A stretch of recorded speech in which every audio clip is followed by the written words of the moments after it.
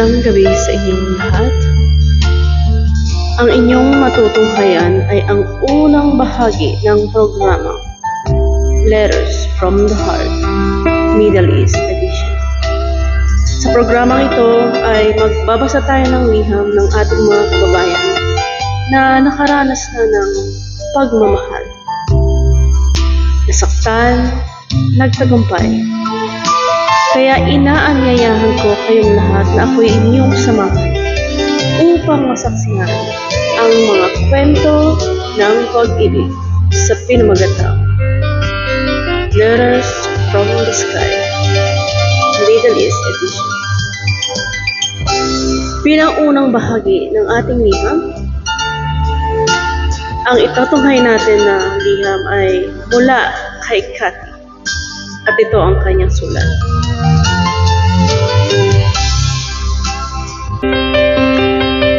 Dear Madam E, magandang gabi. Una sa lahat, nagpapasalamat ako na maging isa sa unang magbabahagi ng aking kwento. Lagi akong nakikinig ng mga love stories sa mga radio stations sa Pilipinas via YouTube. At nagagalak ako na mayroon na rin ganitong programa sa Middle East, specifically dito sa Dubai. Itago mo na lamang ako sa pangalang Cathy at 7 taon ng OFW sa Dubai. Matagal na rin akong nagtatrabaho sa construction company. May mga pagkakataon kasi na gusto ko ding madinig ang aking kwento na binabasa sa radio o kung saan paman para ibahagi ang aking karanasan.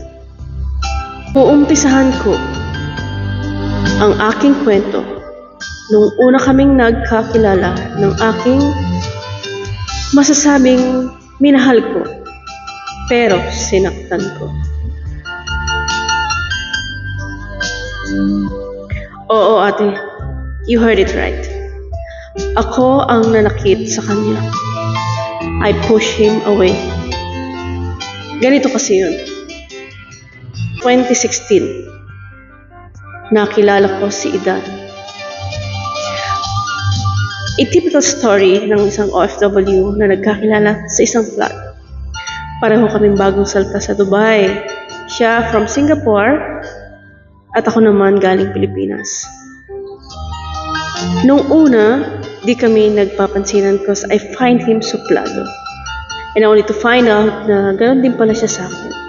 And besides, akala ko kasi may asawa siya. Dahil kabilin-bilinan ng mga pinsan ko, uso raw dito sa Dubai sa mga lalaki na dual citizen. Meaning to say, binata sa Dubai, pero may pamilya sa Pilipinas. So super careful ako. Masasabi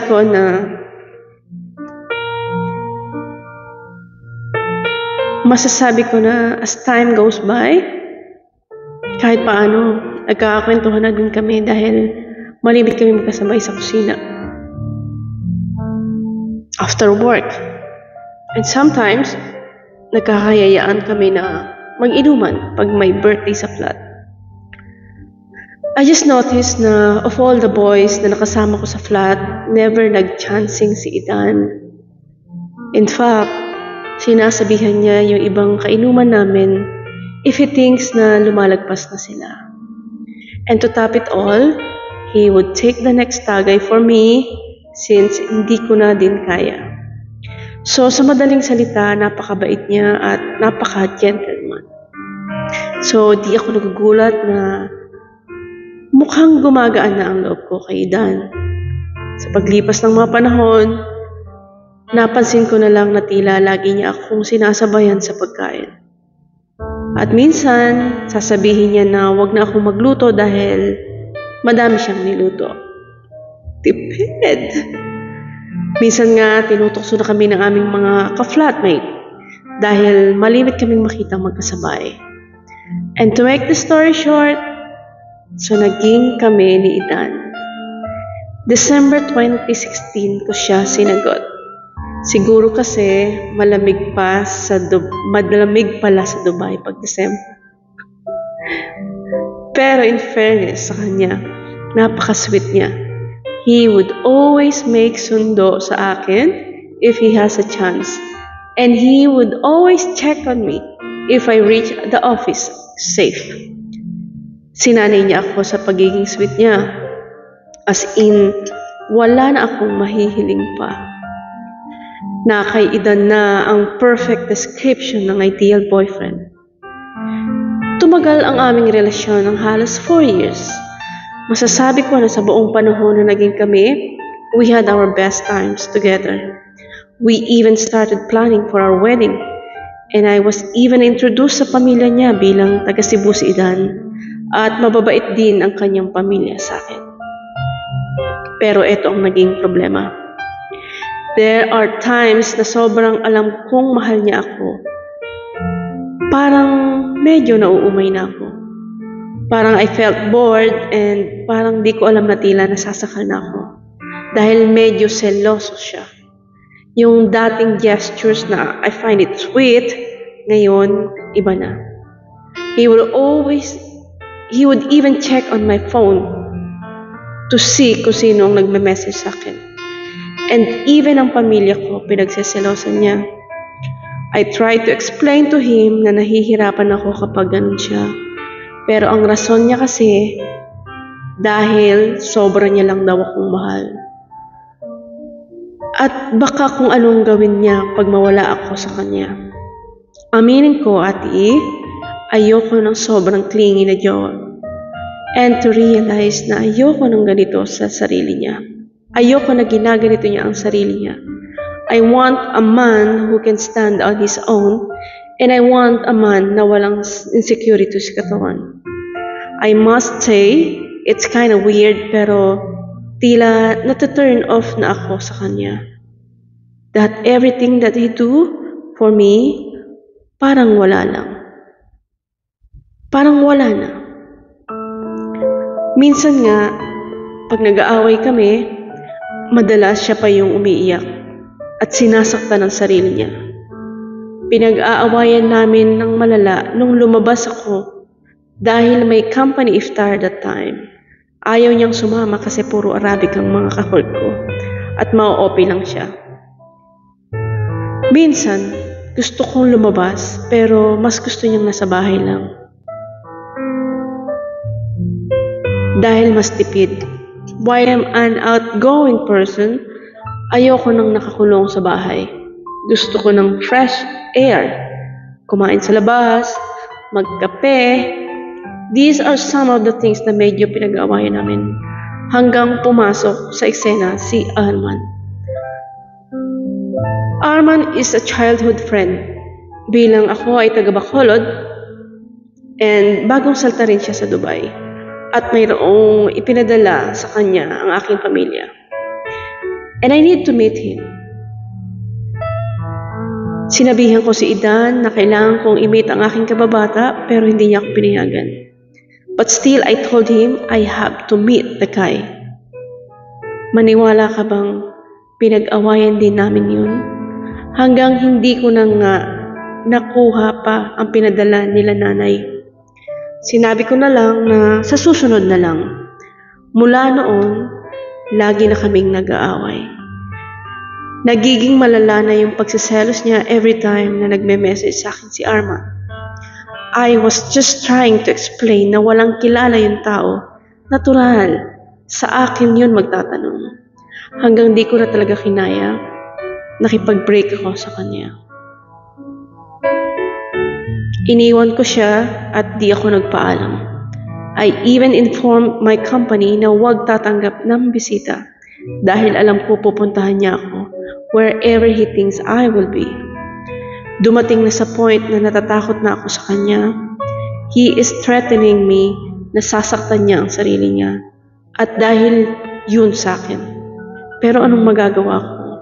Nung mga panahon na yon, wala na akong nararamdaman. Mas nangingibabaw na yung takot kaysa sa pagmamahal. I just told him na di ko na siya mahal and I am exclusively dating. Tandang-tanda ko yung itsura niya habang dahan-dahan siyang napaupo sa narinig niya. Di niya magawang sumigaw kasi nasa kalsada kami.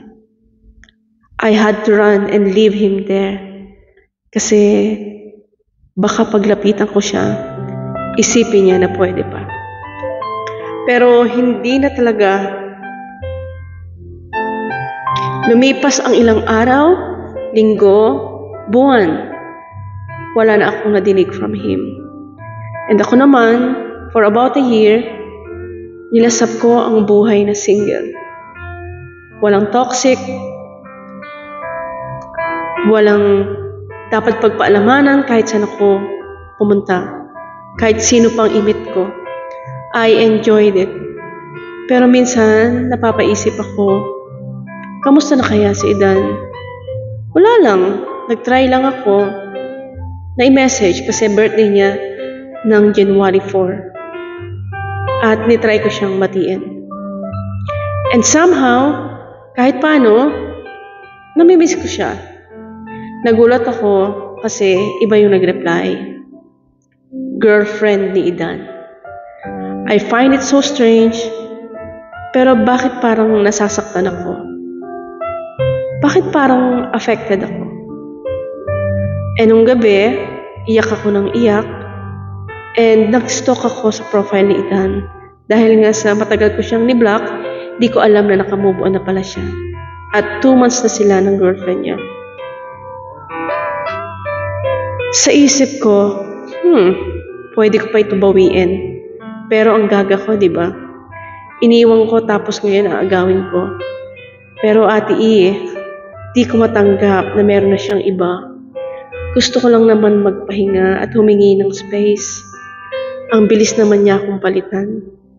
Ngayon, I'm torn between sasabihin ko ba na may nararamdaman pa ako sa kanya or hahayaan ko na siya. Bago pa lang naman sila eh.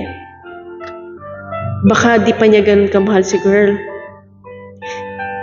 Di niya ako kayang palitan ng ganun kadali. 4 years kami. Pero naguguluhan ako. Sinaktan ko yung tao. Ngayon hindi ko alam. Nagsisisi ako pero huli na. Di ko alam kung tamang i-message ko pa siya at sabihin ang totoo. I guess this is my karma.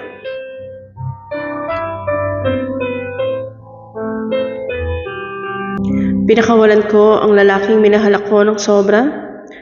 Ngayon, nasa piling na siya ng iba. At ayoko din naman na mang-agaw dahil di yun tama. Siguro, tanggapin ko na lang na ito ang kapalaran ko. Gaga ako eh. Pero habang buhay kong pasasalamatan si Idan dahil siya ang nagparamdam sa akin ng totoong pagmamahal. Ang hiling ko na lang mas higit pa sa maibigay kong kaligayahan at pagmamahal ang ibigay ng current girlfriend niya. Ngayon, I wish them well. At ako, kasi nga gaga. Oh well, sana sa makakarinig na istoryang ito, pahalagahan ninyo ang mga taong nagmamahal sa inyo. At huwag niyong hayaang mawala yung love, kahit pa minsan hindi ka in love sa jowa mo. Mag-away kayo pero huwag kayong maghihiwalay. Kung pwede lang naman mapag-usapan. Sa ngayon, bahay-trabaho na lang inaatupag ko. At umaasa ako na darating yung time na mapapatawad ko ang sarili ko. Dahil minsan akong nagmahal at minahal pero pinakawalan ko. Gumagalang, Kati of Satwa.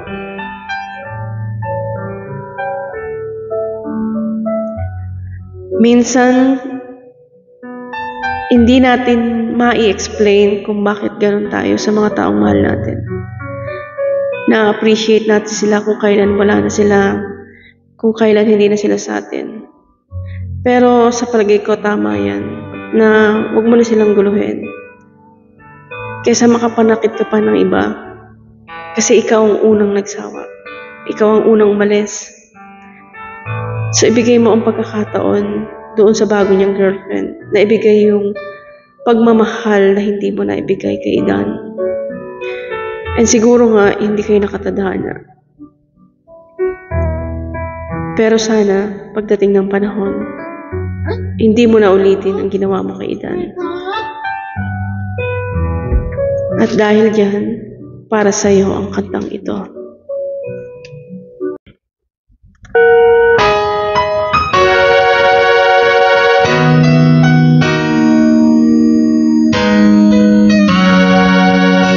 Alam kong mayroon ng iba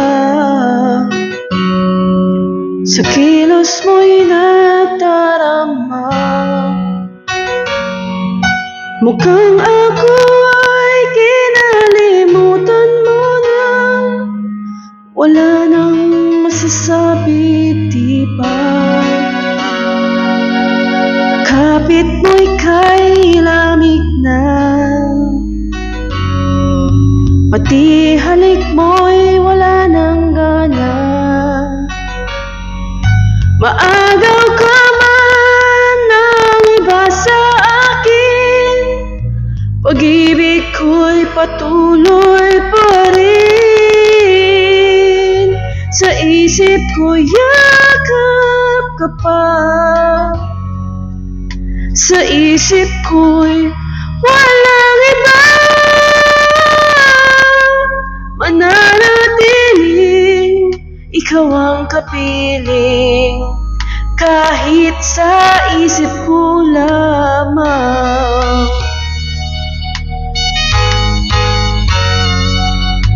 Alam kong mayroon ng iba,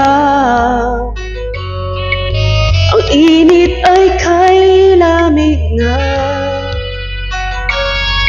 Ba't di aminin ang di nalilihim? Ikaw at ako'y tapos na. Bawat hakbang palayo ka, walang linaw na papalit pa. Maagaw ka man ng iba sa akin, pag-ibig ko'y patuloy pa rin. Sa isip ko yakap ka pa, sa isip ko'y walang iba. Mananatiling ikaw ang kapiling, kahit sa isip ko lamang.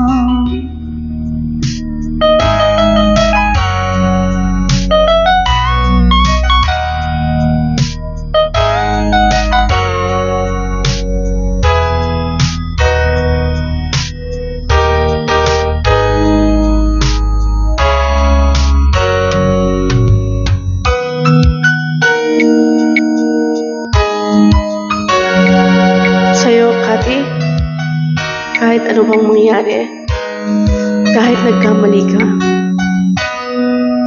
kayang-kaya mong itubit. But don't forget, you are always beautiful. Say it back.